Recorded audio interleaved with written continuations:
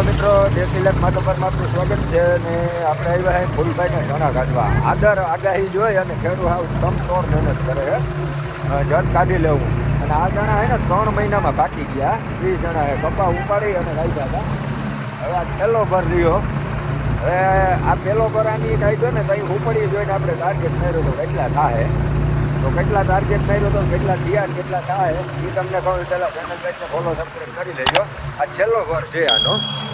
કારણ કે આપણે હોપડી જોઈએ ને એટલે કાયમ હોય ને એટલે અંદાજ આવી જાય આપણે હોપડી જોયા હતા ત્યાં મને એવું થયું 10 વીઘાના ચણા છે અને પૂછ્યું ભાઈ બધા આજ માયલા છે ફેરફાર છે નબળા પાત્ર છે કે ના બધા આજ માયલા છે તો 250 મણનો ટાર્ગેટ આપ્યો હતો પછી ઇલેક્ટ્રિક કાંટે બાજુ જોઈશું પછી બધા બાજકા જોખવાના ચાલુ કર્યા છે તો 106 બાજકા ભરાઈ ગયા હવે 2 ભરિયા બાકી રહ્યા છે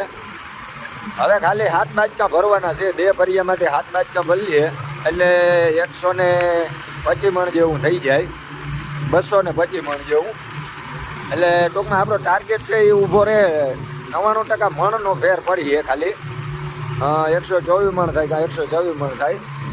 ટાર્ગેટ જોતા એવું લાગે અને આમ જોઈએ ને તો આ પટેલ દાયરો છે ને હોશિયાર બહુ છે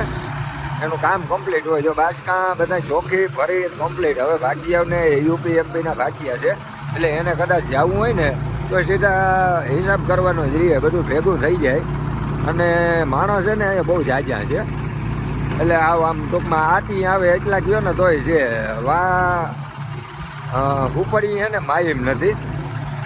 એટલા જ માણસ છે ને 106 બાજકા ભરાઈ ગયા અને આ જો ખાલે ભેગો 40 કિલો 200 ગ્રામનું વજન કરે